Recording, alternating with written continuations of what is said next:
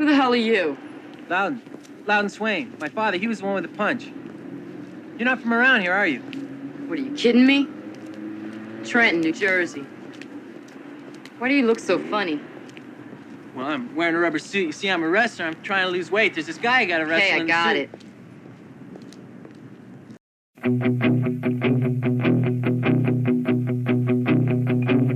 Vision Quest is a 1985 coming-of-age romantic drama sports film directed by Harold Becker that would find box office success and critical acclaim. The movie would become known as a cult classic of the mid-1980s. In Spokane, Washington, Loudon Swain, played by Matthew Modine, is an 18-year-old senior at Thompson High School and a wrestler. Deciding he wants to do something meaningful in his life, he decides to drop 2 weight classes to challenge a 3-time champion from the nearby rival, Hoover High School. He persuades his coach Rada, played by Charles Hallahan, to let him go through with it. What's going on? I just want to drop a weight. Why make life difficult on yourself? Well, I'm gonna drop 2 weights, coach. I'm serious. I want to wrestle 168. Two-man, double legs. Look, it was easy to drop 12 pounds. All you had to do was wring the water out of your system. I'm gonna wrestle shoot this year, coach. Shoot? Nobody wants to wrestle shoot. Loudon, you're out of your mind. To tell you the truth, I kind of worry about that. Good. All right, I'm going to let you wrestle off against Cooch at 178, but if he kicks your butt, I want you to put those pounds right back on. His friend Cooch, played by Michael Schoeffling, reveals Loudon's plan to the school, and, pretending to be Native American, he insists that Loudon is on what they call a vision quest to find his place in the circle. Yo, Loud! Hey, man! Where you gonna be? Dropping all the way down to 68. I'm gonna take on shoot. Shoot! Shoot's a monster, man! A genuine territory! Get real! His old father has to use a live wire to keep him from fucking the fireplace. Yeah, I know about all that. All I know is I'm gonna lose the weight and get down on the mat with the guy. Loudon's car mechanic father, Larry, played by Ronny Cox, confronts a sleazy car salesman who tries to exploit a woman named Carla, played by Linda Fiorentino, by selling her a lemon. He winds up punching the salesman and loses his job. I don't mind a man making money. I just don't want him stealing it. Creeps. Getting a good eyeful? You all right? Yeah, I'm fine. Look, Loudon, why don't you take her down to Ferguson's and buy her a hamburger? I'll take care of this meal in a minute. What about my car? Take care of it. Carla, a 21-year-old from Trenton, New Jersey, intrigues Loudon as well as attracts him, and he persuades his father to take her in temporarily as a boarder. I'll get another job. Don't worry. No, it's not that. It's her. She doesn't have any transportation or any place to stay or anything, and I was wondering, maybe we could ask her to stay with us, just till you fix the car or whatever. This is a girl that's been around the block a few times, son. We don't know a thing about her. She's from New Jersey. She's on her way to California.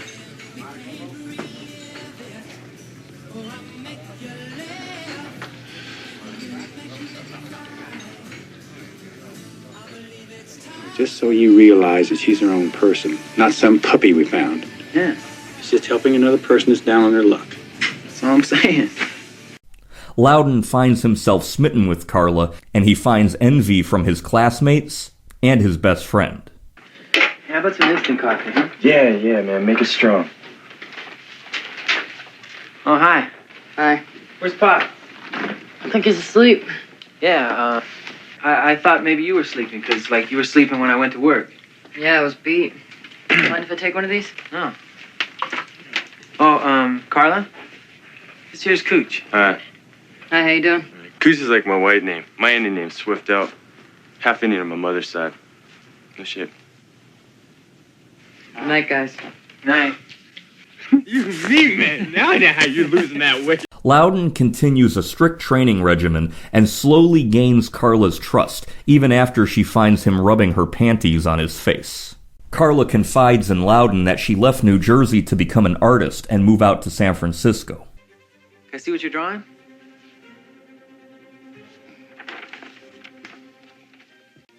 Hey, it's me. That's really fantastic. I mean, not just because it's me. It could be anybody, but... You're an artist already, Carla. I'm impressed to hell.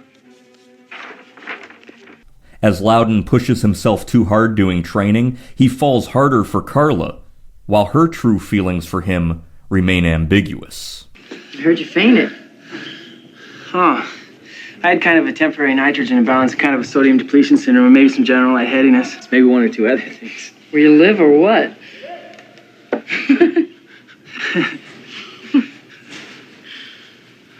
I'm just trying to cut weight, you know? Trying to get down to 168. I don't get it. Why do you want to get smaller and wrestle a small guy? Want to get bigger and wrestle a big guy? Big guys aren't better. 168 happens to be the toughest division in the state. Maybe in the whole goddamn world.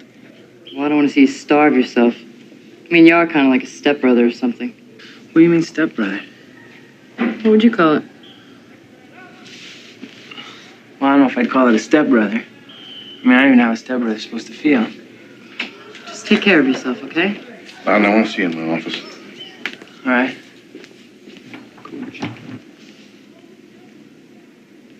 I do take care of myself. I'll see you later. At home.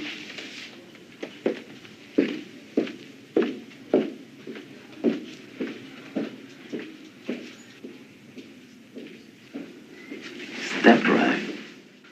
This film is based on the 1979 novel of the same name by Terry Davis. It was shot at Rogers High School in northeast Spokane, referred to as Thompson High School in the film. The interior cafeteria scenes were filmed at Ferris High School on Spokane's South Hill. Some of the locker room scenes were filmed in the boys' locker room of Shaddle Park High School in northwestern Spokane.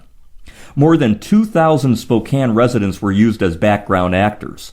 Additionally, 50 local high school wrestlers were chosen, and they joined lead actor Matthew Modine for 8 weeks of training before the filming began. Michael Schoeffling reportedly needed very little coaching, as he had earned a college wrestling scholarship before becoming an actor, and he had won a gold medal for wrestling at the 1979 European Championships in Munich, Germany. This movie was filmed from September to November of 1983 in Washington State and some in California.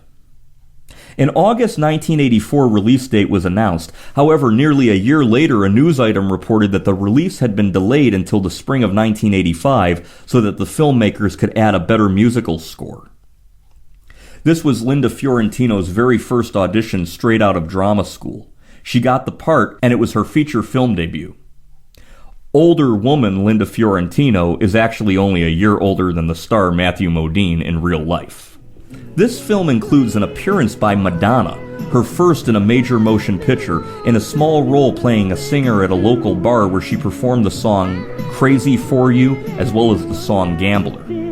In some countries, the title of the film was changed to market on Madonna's emerging fame and the popularity of the song Crazy for You. This film had a decent soundtrack, which is why it was not released until almost 2 years after filming. Journey would have the hit Only the Young on this soundtrack, which hit number 9 on the U.S. Billboard Hot 100 charts in March 1985. Heavy metal band Dio would score the single Hungry for Heaven, reaching number 30 on the U.S. Billboard Rock charts in March of 1985. John Waite would have his 1982 single Change, which hit number 16 on the Billboard Rock charts, and would have a popular music video on the MTV cable channel re-chart because of its inclusion in this movie, reaching number 54 on the U.S. Billboard Hot 100 in 1985. Of course, Madonna scored a number 1 hit on the U.S. Billboard Hot 100 charts with Crazy for You in May 1985. Released into theaters February 15, 1985, Vision Quest grossed $13 million, making it a success. Critics were generally favorable, with Siskel and Ebert giving the movie 2 thumbs up. But all the same, this time the formula works again, and the formula basically works because the movie works.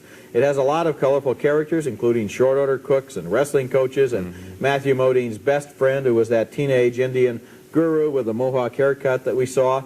And the movie has a lot of energy and style. I liked it. I liked it too, and I have to credit the dialogue. The script was adapted from a very successful book by Daryl Ponnickson, who wrote one of my favorite films, The Last Detail, and he's done it again. This is the kid talks there. You could hear him talk in lingo that seems like a very bright kid would talk like.